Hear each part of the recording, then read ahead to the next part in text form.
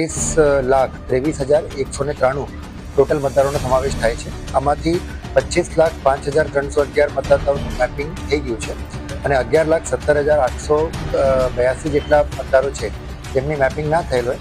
હવે આગળના તબક્કે આ બધા જ નોન મેપિંગ મતદારોને નોટિસ આપવામાં આવશે અને પુરાવો જે છે એક એડિશનલ ઈઆરઓની સમક્ષ જે છે પુરાવો રજૂ કરીને રજૂ કરે તો ફાઇનલ યાદીમાં એમનો સમાવેશ થઈ શકશે.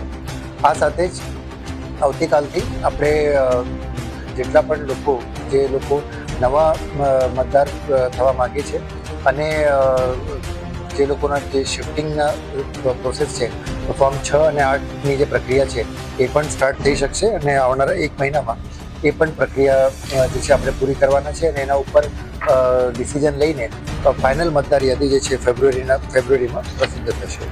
અમારી તમામ માહિતીથી અપડેટ રહેવા માટે જોડાયેલા રહો S9 ન્યૂઝ સાથે.